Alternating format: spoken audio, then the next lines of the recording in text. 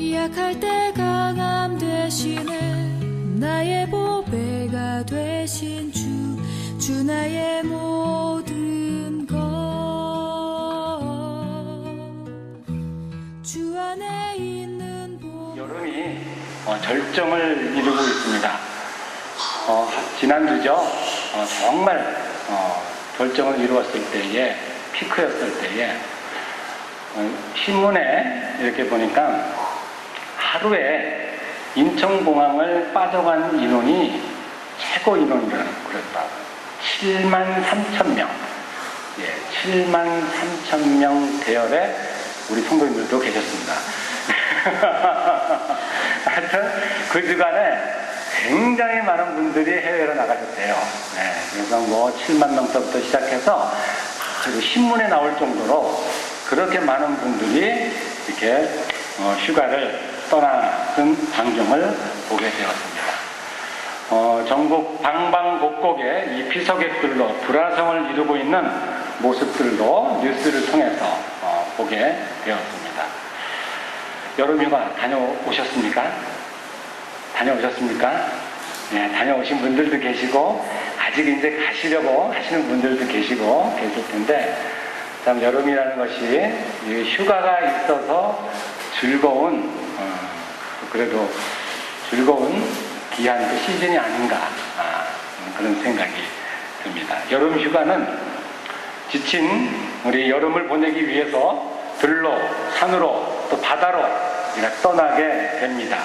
쉼을 통해서 삶의 활력소를 얻고 또 재충전하여서 돌아와 또 업무에 복귀하여서 업무에 집중하여 회사 일을 또 가정 일을 모든 일을 잘 처리할 수 있는 능력을 충전하는 시간이 바로 이 여름 휴가입니다.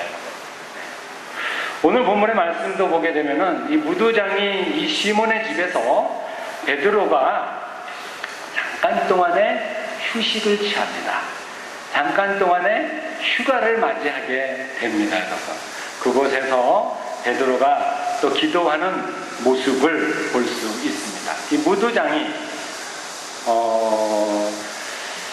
무도장이는 개혁성경 보면은 피장이라고 나오죠.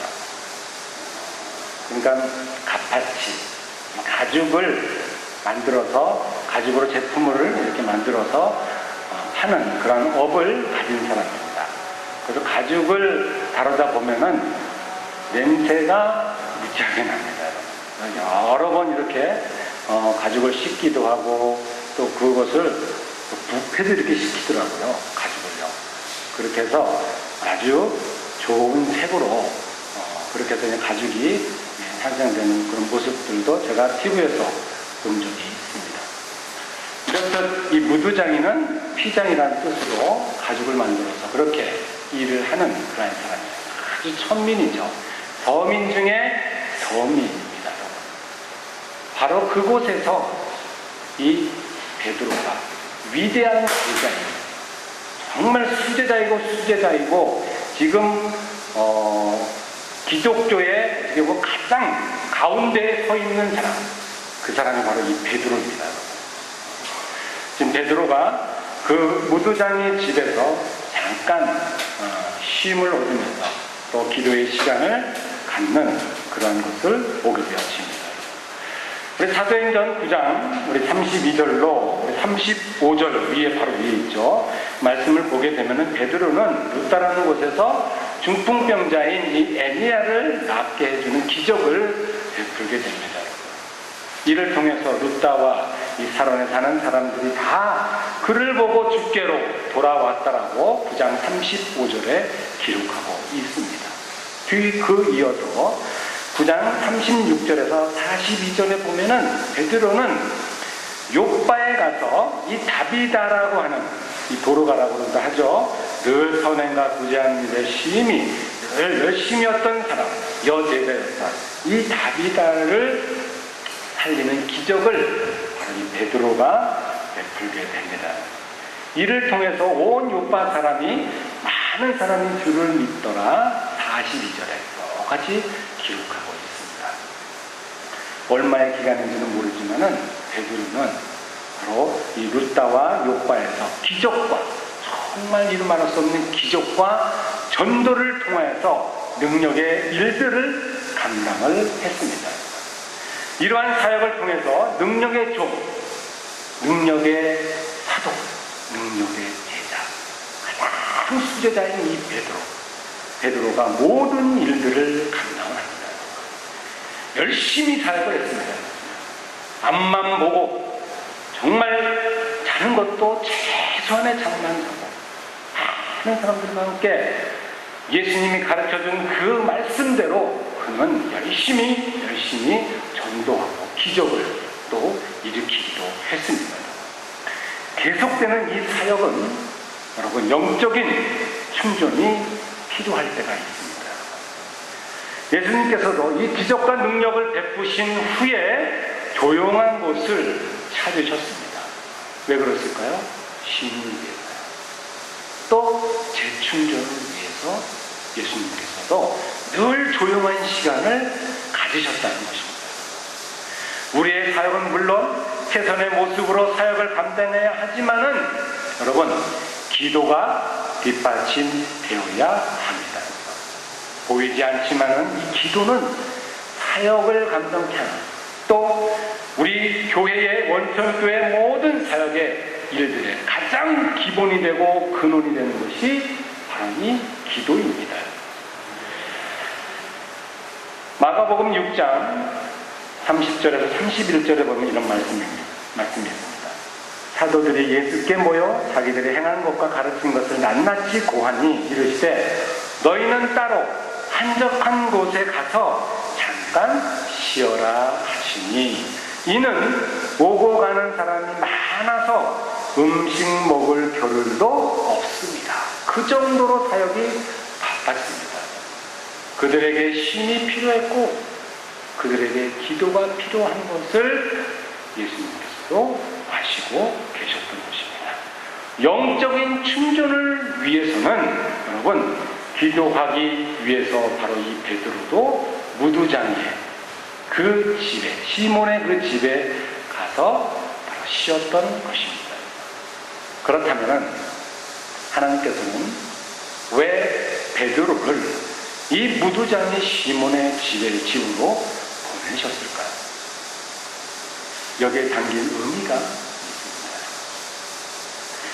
베드로의 영적인 충전, 이를 통해서 또 다른 사명을 주시기 위해서 무두장의 시몬의 집으로 발걸음을 인도하셨던 것입니다. 그곳에서 베드로는 기도하였습니다. 9절 보게 되면 기도하려고 어디로 올라갔다 했습니까? 지붕 위로 올라갔다 그랬어요. 고대 근동 지방에는 이스라엘 지방에는 다 지붕이 어떻게 되어 있냐면요. 슬라브처럼 되어 있어요. 평처럼 되어 있어요. 그래서 누구나 다 올라갈 수 있습니다. 외부에서 지붕을 통해서 안채로 이렇게 들어갈 수 있도록 되어져 있습니다. 그래서 이 베드로는 기도하려고 이렇게 지붕 위로 올라갔다는 것이죠. 베드로는 쉼을 통해서 베드로의 쉼은 기도입니다. 기도. 주님과의 교통입니다. 그게 바로 영적인 충전이고 바로 그가 쉼을 얻는 시간입니다. 신앙인에게 쉼은 영혼의 충전을 의미합니다. 세상이 알려주는 그런 휴가, 신앙인들의 쉼, 여러분 개념이 다른 것입니다. 엄연히 다른 거예요. 세상의 휴가의 개념으로 신앙의 휴가를 우리가 착각하지 말아야 합니다. 바울은 고린도에서 사도행전 18장 5절에 보면 주의 말씀에 붙잡혀서 사역을 했습니다. 너무나 바쁘고 눈코 틀 새 없었지만은 그는 바로 그 고린도 사역을 통하여서 바로 쉼을 얻는 거예요. 그래서 저는 이것이 바울의 고린도 휴가라고 저는 생각을 합니다. 또한 바울은 유두고를 살린 드로아에서 밤중까지 그리고 더 오래 거기에다가 오랫동안 곧 날이 새기까지 믿음의 사람들과 함께 말씀을 강론하고 또한 잠을 자지 않고 길을 떠나게 됩니다. 세상의 눈으로는 피곤한 일이지만 신앙 안에서는 바로 그게 휴가입니다. 그게 충전입니다. 그게 소중한 시간입니다. 그래서 오늘 말씀에 보면은 9절에 베드로가 기도하러 지붕에 올라가니 라고 말씀하고 있습니다. 베드로는 이 무도장인 시몬의 집에서 기도하는 중에 하나님께서 예비하신 환상을 체험하게 됩니다. 심을 통하여서 기도하게 되었고 그 기도 중에 여러분 환상을 보게 됩니다. 고넬료도 기도 중에 하나님의 환상을 체험하고 베드로를 초청을 합니다. 영적으로 통하는 사람은요, 이렇게 이러한 영적인 기도를 통해서 서로 교통하는 것입니다. 제가 예전에 목사님께서 기도를 열심히 하시다가 그때 당시에 굉장히 가정적으로도 금전적으로도 굉장히 힘들었어요. 그럼에도 불구하고 이렇게 모 권사님께서 이렇게 해서 어떻게 하는 목사님 쓰시라고 이렇게 주신 그런 돈이 있었어요. 그런데 그 100만 원을 목사님께서 지금 우리가 써도 모자랄 그런 상황임에도 불구하고 기도 중에 건축하고 있는 그런 목사님의 좀 힘들어하고 있는 그 목사님의 후원금으로 이렇게 문득 내놓으시더라고요. 이게 바로 영적으로 통하기 때문에 바로 그분도 기도하였고 정말 다른 거 필요 없습니다. 다음 달 전기세하고 수도세하고 정말 기본적으로 생활할 수 있는 100만 원만 주십시오. 이렇게 기도했대요. 그런데 기도 중에 목사님께서 그 100만 원을 선뜻 전화해서 붙인 거예요. 이게 바로 영적인 교감이 있는 사람들끼리의 바로 영적인 그런 소통이죠. 여러분. 이거는 기도하지 않는 사람은요, 맛볼 수가 없습니다. 똑같은 하나님에게 그 똑같은 음성을 들려주시는 줄 믿습니다. 이렇듯 베드로가 환상을 보게 되고 그 내용이 바로 10절 이후서부터 이제 나오게 되죠. 11절 이렇게 10장 10절 11절 그 이후로 쭉 나오게 됩니다. 그 환상의 체험이에요. 그 전에 보면은 10장 1절에 보면은 가이사라에 고넬료라는 사람이 있으니 그는 이탈리아의 부대라는 군대의 백부장이라 말씀하고 있습니다. 여러분들이 성지에 가게 되면 우리가 맨 처음에 비행기 타고 이제 이스라엘 땅으로 들어가게 됩니다. 맨 처음에 내려가는 곳이 어디예요? 텔아비브라는 곳이에요. 이스라엘의 수도입니다. 그곳이 어디냐면은 바로 욥바예요. 욥바입니다. 자, 그래서 그 욥바는 텔아비브 바로 옆에 있어요. 붙어 있어요. 거의 같은 장소입니다.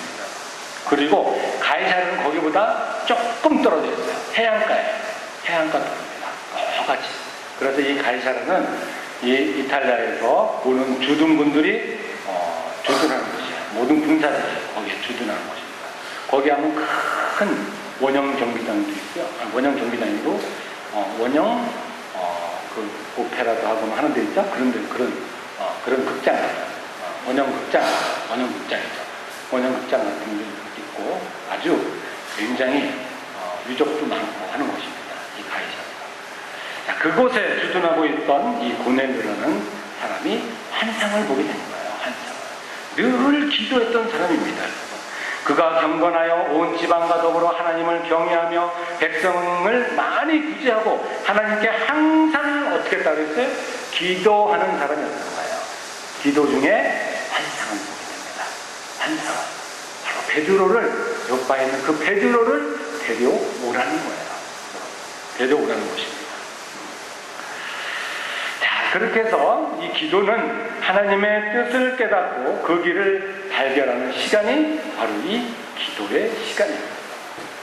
룻다와 욥바에서 쉼없이 달려온 이 베드로는 하나님의 뜻을 점검해야 했습니다.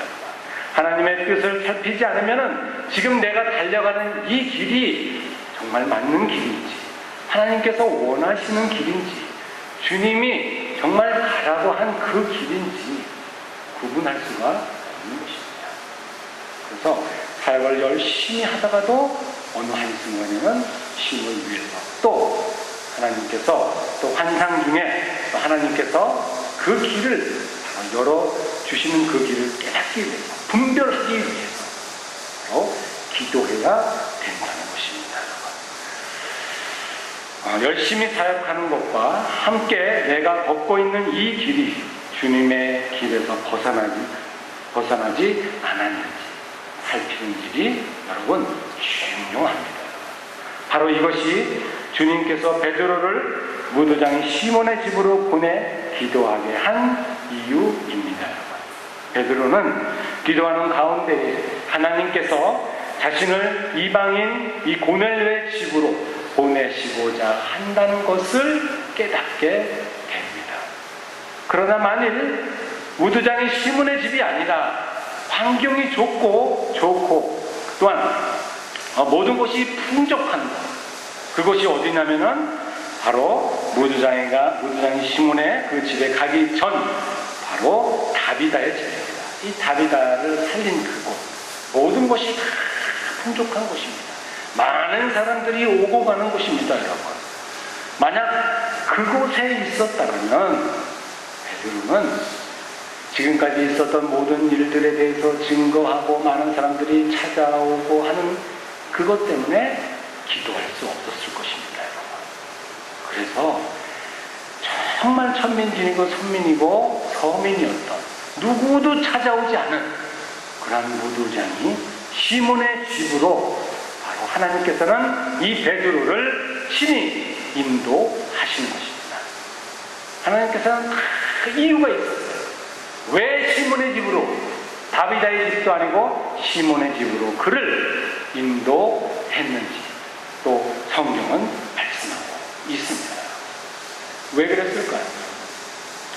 베드로의 생각을 변화시키기, 지금까지 가지고 있던 모든 기준, 어떻게 보면 율법에 대한 어떤 생각, 이 모든 것들을 다 바꾸시기 위해서 바로 환상을 보여주시게 됩니다.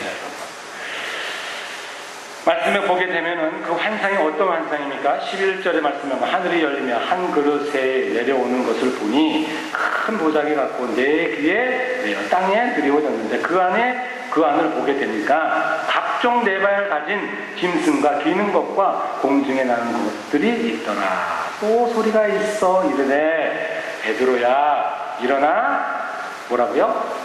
잡아 먹으라는 거예요. 먹으라는 것입니다. 그런데 베드로가 이르되 주여 그럴 수 없나이다. 이것은 율법으로 볼 때에 지금까지 내가 생각하는 내가 가지고 있는 관점으로는 도저히 이해할 수 없는 속된 짐승입니다. 절대로 먹을 수 없습니다.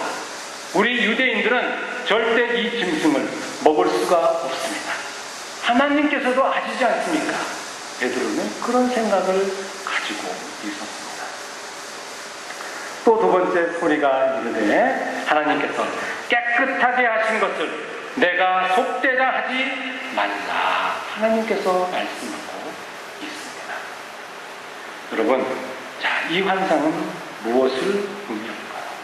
바로 고넬료의 집으로 이 베드로를 보내시기 위해서요.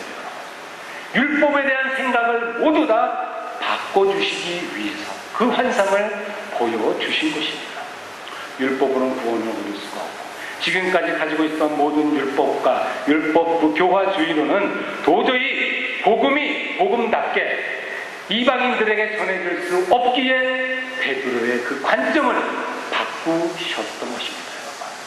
그 환상을 통해서 내가 속되지 않다는 그 짐승이 무엇을 의미합니까? 이방인들, 이방인들에 가서 복음을 전하는 것. 이방인의 선교, 가장 먼저 우리가 떠오르는 사람이 누굽니까, 여러분? 바울 사도입니다. 맨 처음에 이방인들에게 복음을 전했던 사람이 누구라고 우리가 생각합니까? 늘 우리가 생각하기를 바울 사도라고 생각을 합니다. 물론 지대한 역할을 했죠. 근데 그 바울 사도가 세워지기 전 먼저 하나님께서 쓰신 사람이 누구냐? 바로 예수님의 수제자 중에 수제자 베드로를 쓰셨던 것입니다. 그 베드로로 하여금 가장 지금 예루살렘 교회에서 가장 중추적인 역할이고 중심적인 역할을 하는 사람이 이 베드로. 그 사람의 지금 사상을, 관점을 지금 바꾸시고 계신 것입니다. 그렇게 해서 그가 바로 이 고넬료의 이방인에게 가서 복음을 전하게 되죠. 순종하게 됩니다. 가서 전하게 된 다음에 베드로가 예루살렘 교회에 와서 예루살렘 교회의 모든 지도자들에게 책망을 듣게 됩니다. 비난을 받게 됩니다. 그 말씀들이 쭉 나오게 되죠, 여러분. 말씀들이 몇 절에 나오게 되냐면 비난을 받는다는 이방 선교에 대해서 비난을 받는 말씀이 11장 2절에 보면은 나오게 됩니다. 그 말씀이. 자, 예루살렘에 대해서 이제 보고를 하게 되는 거예요. 그 말씀. 11장이. 근데 이제 그 말씀을 듣고 나서 이 모든 사람들이 이 베드로를 비난합니다, 여러분. 여기서 비난한다는 그 헬라어는 이 디아크리노라는 그런 말인데요. 이 말의 뜻은 뭐냐면은 자신을 상대와 따로 구별하다, 분리하다 그런 뜻입니다. 그러니까 자신들은 옳고 베드로는 잘못된 일을 하였다. 이방인들에게 복음을 전했다는 거예요. 베드로는 분리해내야 한다는 강한 적대감을 가지고 있는 말이 바로 이 비난한다는 원어의 뜻입니다. 베드로를 이단 정죄하고 있는 것입니다. 여러분, 만약에 가장 수제자이고 지금 예루살렘 교회의 가장 중심적인 인물인 이 베드로가 이렇게 비난받고 있다면 만약에 바울 사도가 처음 이방인에 가서 복음을 전했다면요, 바울 사도의 말을 듣지 말았고, 그리고 비난을 받았을 뿐만 아니라 바울 사도의 그 선교 사역에 걸림돌이 되었을 거예요, 처음부터. 그래서 하나님께서는 바로 이 베드로를 통해서, 가장 수제자인 이 베드로를 통해서 이방 선교의 첫 가정에 나갈 수 있는 그 고넬료의 가정에 가서 설교를 하게 되죠. 복음을 전하게 됩니다. 여러분, 그래서 항상 하나님께서는 우리들의 생각을 항상 하나님께서 환상을 통해서, 기도를 통해서 우리들의 생각을 변화시켜 주시는 줄 믿습니다, 여러분. 그 역사의 현장이 어디에요, 여러분? 무두장이 시몬의 집입니다. 가장 비천한 곳이에요. 가장 냄새나는 곳이에요, 여러분. 그곳에서 기도하는 베드로의 환상에서 하나님께서는 역사하십니다. 가장 쾌쾌한 냄새나는 이 지하 원천교에서 하나님께서 반드시 이 무두장의 시몬의 집처럼 들어쓰실 줄 믿습니다. 놀라운 역사의 현장이 될 줄 믿습니다. 정말 복음다운 복음이 선포되는 그런 출발점이 되는 줄 믿습니다. 아멘. 아멘. 자, 그리고 여기서 장소가 또 하나 중요합니다. 이 욥바라는 장소. 여러분, 이 욥바라는 장소는 이방 선교의 출발선상에 있었던 곳이 바로 이 욥바입니다. 자, 욥바 하면 우리 생각나는 선지자가 있어요. 누구죠? 요나 선지자입니다. 요나 선지자. 이 요나 선지자가 하나님께서 니느웨로 가라 그랬는데 이 욥바 향해서 어디로 갑니까? 다시스로 가지 않습니까? 즉 이방 선교를 처음 니느웨로 하나님께서 정하셨는데 그 정한 그곳에서 거역하는 선지자의 모습, 그게 바로 욥바라는 장소입니다, 여러분. 자, 이 욥바, 여러분, 요나로 인해서 지연되었던 이 욥바에서 이방 선교가 다시 시작되는 거예요. 이 욥바에서 하나님께서는 바로 그 구약시대 때에 멈추었던 이방 선교를 어디서부터 시작하는 거예요? 다른 곳이 아니라 그 멈췄던 그곳, 바로 욥바에서 시작한다고 오늘 본문은 우리들에게 말씀하고 있습니다, 여러분. 우리가 일어설 자리가 어디입니까, 여러분? 욥바입니다. 우리가 쓰러졌던 그곳에서부터 다시 시작되어야 될 줄로 믿습니다. 내가 주저앉은 곳에서 다시 일어나서 하나님의 음성을 하나님께 나아가는 장소, 그곳이 어디입니까, 여러분? 욥바입니다, 여러분. 감당 못해 주저앉아버린 사명과 직분이 있는 곳, 그곳이 욥바입니다, 여러분. 그 자리에서 다시 일어나야 합니다, 여러분. 주저앉은 곳에서 다시 일어서게 하시는 하나님을 만날 수 있기를 주님의 이름으로 축원합니다. 실패한 곳에서 다시 세워주시는 하나님을 경험하시기를 주님의 이름으로 축원합니다. 기도하시겠습니다. 사랑과 은혜가 충만하신 하나님 아버지, 참으로 감사드립니다. 저희들이 아버지 하나님 실패하고 주저앉았던 곳, 그 욥바에서 다시 시작할 수 있도록 인도하여 주시니 주님 감사드립니다. 하나님 잊지 않고 저희들 아버지 하나님 붙들고 원천교회와 함께한 저희들이 오니 하나님 이제부터 다시 시작할 수 있는 저희들의 삶이 되어질 수 있도록 주님 도와주시옵소서. 그 사명 감당할 수 있는 귀한 영혼들 되어줄 수 있도록 하나님 한 영혼 한 영혼들을 위해 주님께서 찾아와 주시고 역사하여 주시옵소서. 하나님 긴 여름 동안 주님께서 건강케 붙들어 주시니 주님 감사드립니다. 또한 아버지 하나님 휴가를 통하여서 재충전할 수 있도록 인도하여 주시니 주님 감사드립니다. 하나님 그 시간 속에서 저희들 주님 앞에 기도하며 나아갈 수 있도록 주님 도와주시고 다시 한번 후반기에 저희들 분발할 수 있도록 하나님 저희들 영혼을 붙들어 주시옵소서. 이 모든 기도를 우리 주 예수 그리스도 이름으로 기도드리옵나이다.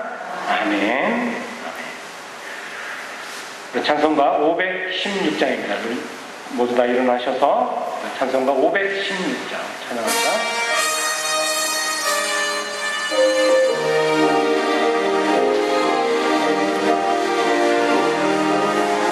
옳은 길 따르라 이 길은 세계 만민의 참된 길, 이 길 따라서 살기를 온 세계에 전하세.